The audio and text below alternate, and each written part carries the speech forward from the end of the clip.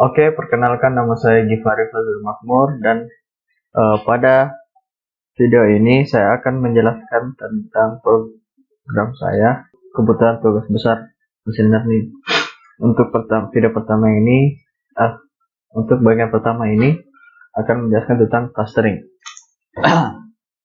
Jadi seperti biasa, clustering, apa itu clustering? Clustering adalah metode penganalisaan data yang sering dimasukkan sebagai salah satu metode mining yang tujuannya untuk mengelompokkan data dengan karakteristik yang sama ke suatu wilayah yang sama. Jadi tujuannya untuk mengelompokkan data dengan karakteristik yang sama. Untuk proses awal ada import data, import library seperti biasa. Kedua ada import file CSV. Karena saya menggunakan Google Colab, maka cara importnya agak berbeda. Lalu di bagian ini ada pendefinisian fitur-fitur apa saja yang akan digunakan. Bagian kali ini saya akan menggunakan fitur price, year, dan manufacturer. Lalu lanjut ke bagian cleaning dataset. Pada bagian ini akan menghilangkan data-data yang non pada dataset dan pengecilan datanya itu. Untuk year saya akan mengambil 2005 ke atas tahunnya, dan untuk price atau harganya di kisaran 20.000 sampai 40.000. Ini adalah kondisi setelah datanya dibersihkan dan dikecilkan. Lalu selanjutnya itu saya akan mendrop manufacturer karena ini bentuknya string dan machine learning itu memprosesnya angka bukan string. Data price dan year ini akan saya bentuk menjadi float agar lebih mudah dalam proses clusteringnya. Untuk data floatnya itu ada di kisaran angka 0 sampai dengan 1. Seperti ini hasilnya, ya. Dan persebaran datanya, grafik persebaran datanya seperti ini, bisa dilihat di grafiknya. Ada satu data yang tepat berada di garis 1.0 dan ada beberapa data yang tepat di garis 0.0. Sini install Yellowbrick. Apa itu Yellowbrick? Yellowbrick itu sebuah tool yang memudahkan kita untuk memvisualisasikan data di machine learning. Sini fungsi untuk menentukan berapakah yang tepat untuk masalah ini. Dari grafiknya kita bisa lihat ada 2 atau 3. Dua-duanya bisa dipilih, tapi saya mengambil 3 karena agar akurasinya semakin bagus. Kalau 2 kan hanya cuma 2 tapi datanya terlalu banyak, itu agak sayang gitu.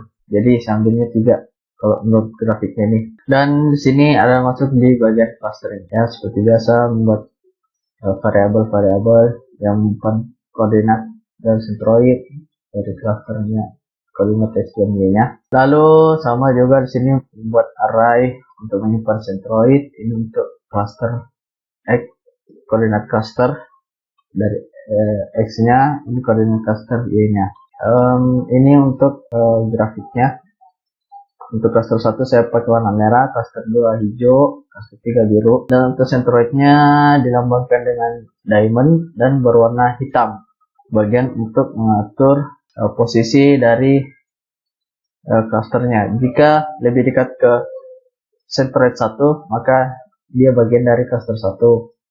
Kalau lebih dekat ke centroid 2, bagian dari cluster 2. Kalau lebih dekat centroid 3, ya bagian dari centroid 3. Lalu ini untuk memasukkan data dari cluster masing-masing cluster ke dalam variabel array X, Y tadi yang sudah dibuat di atas. Lalu di sini ada bagian yang mengatur pergerakan dari centroid. Jadi kalau misalkan centroidnya itu bergeraknya lebih dari 0,01, maka iterasinya jalan. Artinya centroidnya masih bergerak dan iterasi masih bisa centroidnya masih bergerak dan iterasinya masih bisa dijalankan. Jika centroidnya bergeraknya di bawah dari 0,01, itu kan anggapannya udah nggak bergerak lagi. Jadi pergerakan kurang dari 0,01 itu kayak dikit banget pergerakannya, jadi dianggap tidak bergerak. Jadi programnya atau iterasinya selesai. Selanjutnya bagian visualisasi datanya, visualisasi dari klasternya. Bisa dilihat di sini.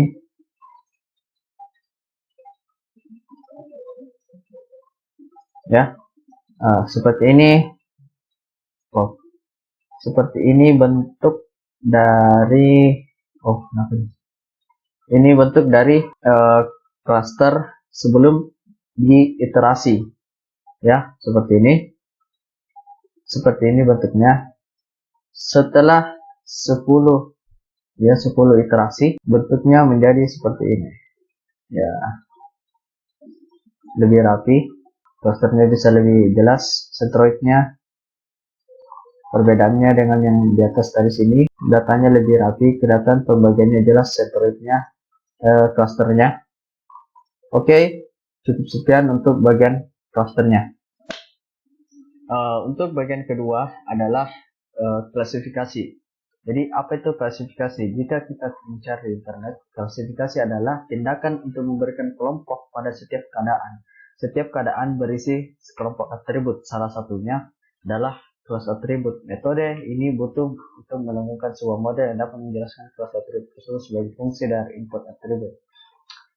Jadi klasifikasi itu untuk mengelompokkan data atau ya tergantung pada atribut-atributnya.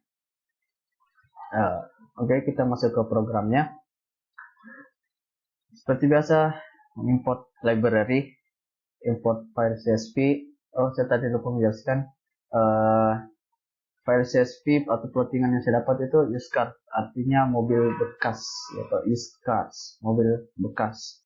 Di sini import file CSV. Ini juga. Nah, di sini bagian untuk membersihkan data. Di sini saya menggunakan fitur year, manufacturer, type, dan condition untuk fitur-fiturnya. Terus ini kondisinya seperti ini. Setelah dibersihkan, ya, setelah dihilangkan yang data namanya, lalu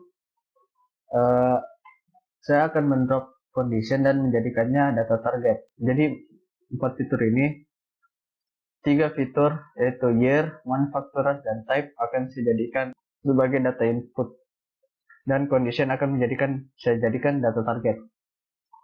Jadi acuannya nanti year, manufacturer, dan type, terus yang dicari itu kondisinya kayak gimana. Lalu masuk ke pelabelan data. Di sini tentunya untuk melabelkan data agar berbentuk angka. Seperti saya bilang tadi, mesin learning itu memproses angka, bukan string. Di sini kondisi data setelah dilabel menjadi angka seperti ini. Bisa kita lihat kalau tipenya SUV itu labelnya 0, ya. Terus kalau misalkan manufakturernya Volkswagen, jadi labelnya 34. Misalkan tahun 2015, labelnya 70. Oke, seperti itu. Lalu setelah dilabel seperti ini, maka data yang berbentuk string ini tidak dibutuhkan lagi. Oke, kita bisa lanjut. Nah, jadi yang dibutuhkan cuma label berbentuk angka ini saja. Lanjut, kita menggunakan decision tree untuk proses klasifikasinya, karena ini merupakan yang paling banyak digunakan dan paling mudah. Masuk ke skornya 0,74 sekian. Menurut saya itu cukup lumayan akurat, lumayan bagus. Dan untuk prediksinya, misalkan tahun berapa, ini saya juga kurang tahu ini berapa tahunnya. Kedua, saya belum tahu caranya untuk melihat hal itu. Terus manufakturnya apa? Atau kita nggak usah. Manufakturnya apa, dan 0, type 0. Type 0 itu tadi SUV. Jadi misalkan ada mobil tahun berapa, terus dia manufakturnya apa dan tipenya SUV, itu kondisinya gimana. Di sini toleransinya good, ya, seperti itu. Oke, makasih. Untuk klasifikasinya udah selesai, maka selesai juga untuk videonya. Sampai ketemu di video selanjutnya.